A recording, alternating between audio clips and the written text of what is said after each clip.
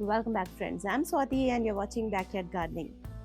In today's video, we'll discuss everything you need to know about repotting your Areca palm, right from deciding when to repot, preparing its potting soil, choosing the perfect size pot and its post-repotting care as well. And believe me, these tips will help your Areca palm thrive. So let's get started. So the first and very important question is when to repot your Areca palm. If we talk about the season, spring and early summer or monsoon is the best time to repot. Now if we talk about other signs to look for, like the pot is broken or damaged, or the roots growing out of the drainage hole, or if the plant is root bound, it will show slow growth. Usually, Areca palms need repotting every 2 to 3 years. Like this pot got damaged while shifting outside and it's been couple of years since I last repotted this. So I'm sure it must be root bound as well.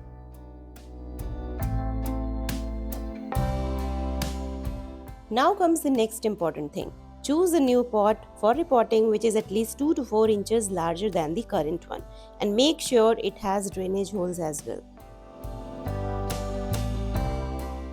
Now here comes next important tip.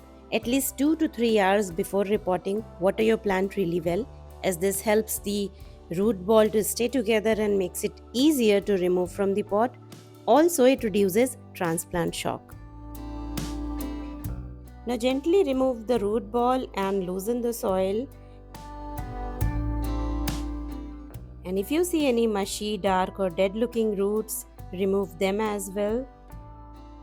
So at the time of repotting only, you can actually propagate Areca palm. Any plant which produces new plants from roots can be easily propagated through root division method. So if your plant is dense, you can actually divide them into multiple pots through root division method at the time of repotting only. Now you see all these roots circling around. The plant is heavily root bound and we need to trim it with pruners or scissors. Don't worry, it won't harm the plant. In fact, this will actually encourage new root growth. And now our plant is ready for repotting. And now comes the potting mix preparation. Take 50% garden soil. If the soil is thick in your area, mix some sand to it and make it porous. Then add 25% coco peat for making the mix lightweight, and this will also hold the moisture for longer in the soil so that you don't have to water your plants frequently. So adding coco peat is highly recommended. Then comes compost. You can add 25% of compost. You can mix vermicompost or cow dung manure, anything. Now mix it all well and your basic preparation of potting mix for almost all the plants is ready. Now if you have perlite, consider adding it to the mix for good drainage. Also this prevents waterlogging and improves soil aeration. So if you have it, consider mixing some of it.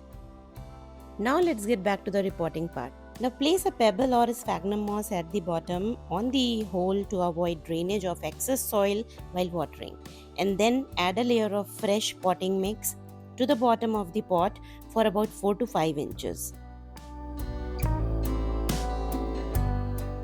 Now place your palm in the center of the new pot. Make sure it is sitting at the proper depth because planting it too deep can cause root rot. Now fill in around the sides with your fresh potting mix and gently firm the soil down to eliminate air pockets, but don't pack it too tightly as well. Roots need some air. Water it thoroughly until the water runs out of the drainage hole. Now keep the plant in bright indirect light. Avoid direct sun which can stress it further, and maintain consistent moisture but don't overwater. And this is how the plant looks after 1 week. You can't even tell the difference. It looks so healthy, right? And within a month or so, you should see new growth. And that's a sign that it has successfully settled into the new pot.